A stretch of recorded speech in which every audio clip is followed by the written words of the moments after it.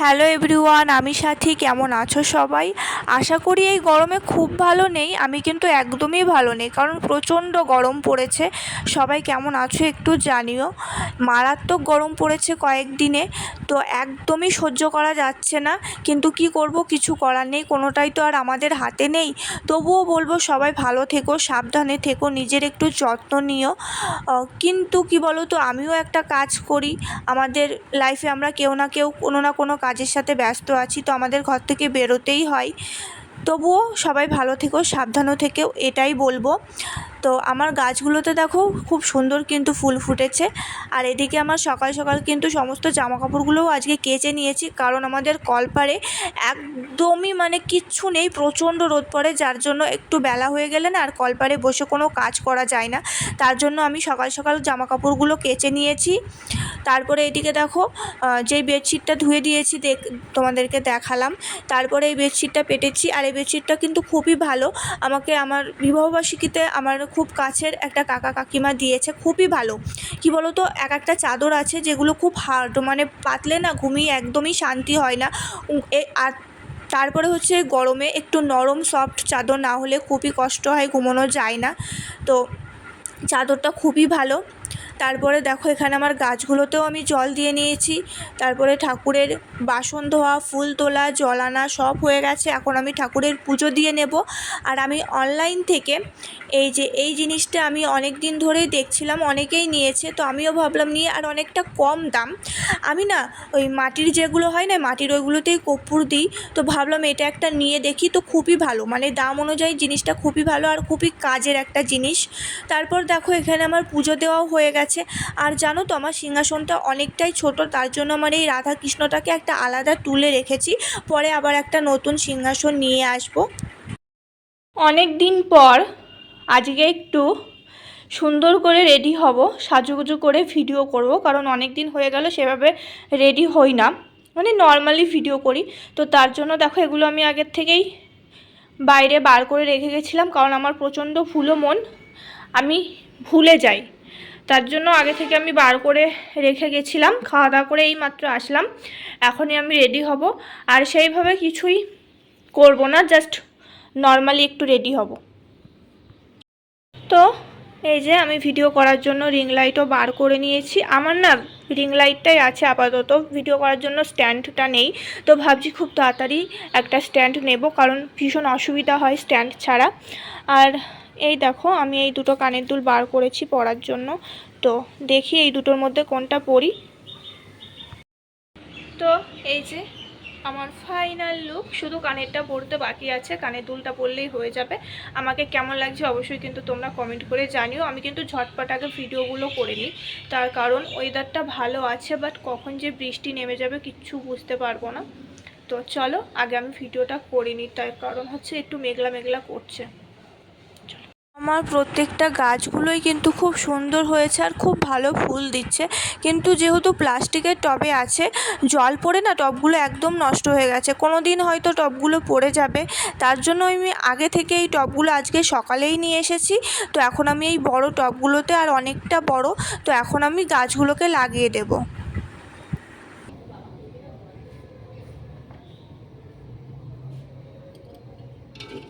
এখন আমি টবগুলোতে সব মাটি দিয়ে নেব, 3টে টবে মাটি দিয়ে দেব। কিন্তু এই কটা মাটিতে সবগুলো টবে হবে কিনা আমি ঠিক জানি না, একটু কনফিউজ আছি। তো দেখা যাক হয় নাকি। আগে আমি মাটিগুলোকে টবে দিয়ে নিই, তারপর আবার তোমাদেরকে আমি দেখাচ্ছি যে গাছগুলোকে কীভাবে লাগাবো। বিকেলে এখন এসেছি একটু কাকিমার বাড়িতে, এখান থেকে আমি টুকিটাকি আমার জামা কাপড়গুলো কিন্তু কিনি। সব সময় তো আর তোমার বাজারে যাওয়া হয় না, তো এই কাকিমার থেকেও আমি আমার কিছু জিনিস আমি কেনাকাটা করি। তো দেখো কি কি কেনাকাটা করেছি। আজকে কিন্তু আমি অনেক কিছু নিয়ে নিয়েছি, এত কিছু নেব আমি একদমই ভেবে যাইনি, কিন্তু ওখানে গিয়ে আমার পছন্দ হয়ে গেছে, তো আমি নিয়ে নিয়েছি। 2টো নাইটি নিয়েছি, তার মধ্যে একটা আমার একটা মার। আর নিয়েছি হচ্ছে 2টো শর্ট কুর্তি, কোলবালিশের কভার, আর হচ্ছে একটা লং কুর্তি। তো কেমন লাগছে কিন্তু তোমরা অবশ্যই জানিও। কিন্তু আমি এত কিছুকেই জানো না যে আমি কিন্তু এখন সংসারের সাথে সাথে একটা কাজও করছি, আর এই কাজটা আমার ভালোবাসার জায়গা। এখানে আসলে আমি মানসিক শান্তি পাই। এই কাজটা আমি মন থেকে করি।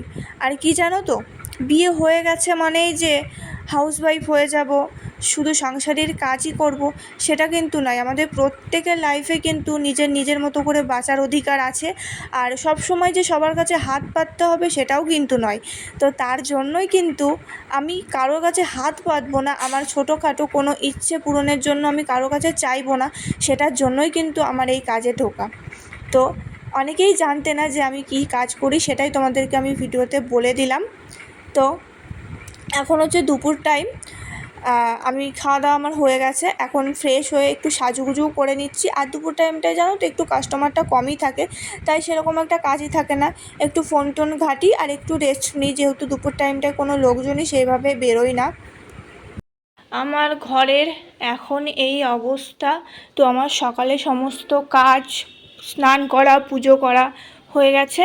এখন আমি একটু পরেই কাজে বেরিয়ে যাব, তার জন্য কি পরবো সেটা বার করে রাখলাম। এদিকে ব্যাগটাও গুছিয়ে নিয়েছি। আর এই যে হ্যান্ড ওয়াশ, ফেস ওয়াশ এগুলো আমি নিয়ে যাই, কারণ ওখানে হাত মুখ ধুতে লাগে।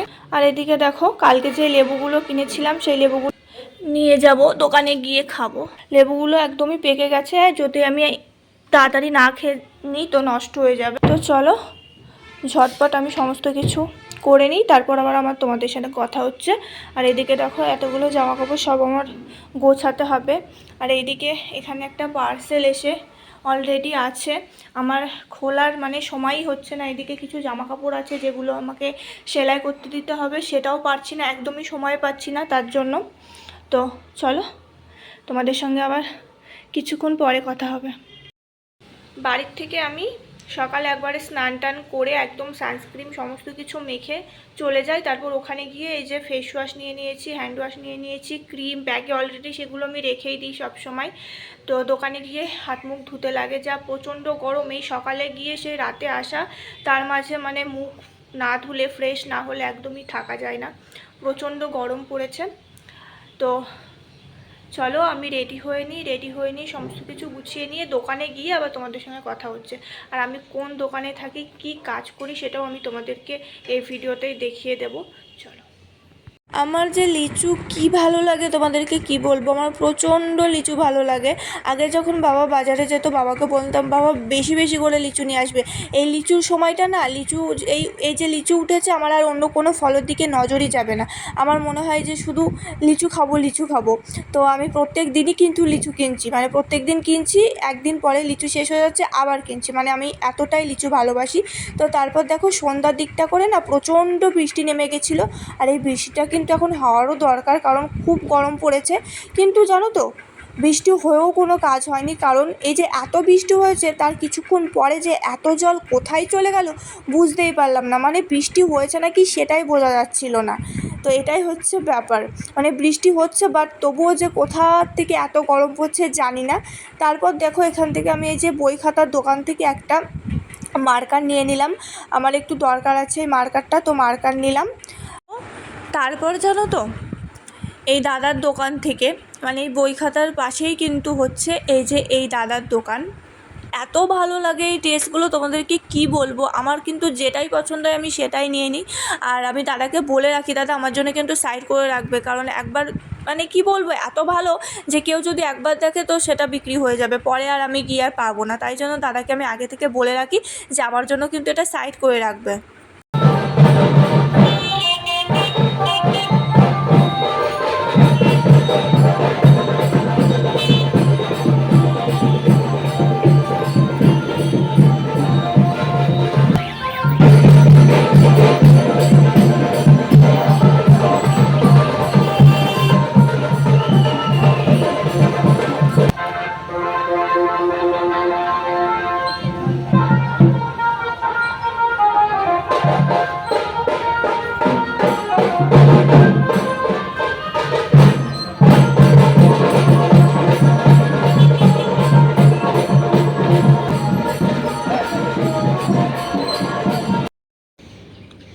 দেখো ওখানে একজন কি সুন্দর ঘুমোচ্ছে, ঘুমিয়ে আছে ও। তো বাইরের ওয়েদারটা দেখো। ভীষণ সুন্দর। এখন যেহেতু রোদ ওঠেনি, এখন বাজছে সকাল 6:30 মতো। আমার স্নান করা, জামা কাপড় ধোয়া সবটাই হয়ে গেছে। এখন আমি একটু গাছগুলোকে পরিষ্কার করছি, কারণ কদিন গাছগুলোতে জল দেওয়াও হয়নি, পরিষ্কার করাও হয়নি। আর গাছের অনেকগুলো পাতাও পড়ে গেল, এই যে অনেকগুলো শুকনো পাতা পড়ে গেল। আর এই বাইরেটাও না ঝাড় দেওয়া হয়নি, তার জন্য এখন আমি এই বাইরেটাও পরিষ্কার করে নিচ্ছি। খুবই ধুলো পড়েছে। তো উঠেছি তো অনেক সকালে, স্নান করা হয়ে গেছে। এখন একটু ছাদটাকে পরিষ্কার করছি, গাছগুলো পরিষ্কার করছি।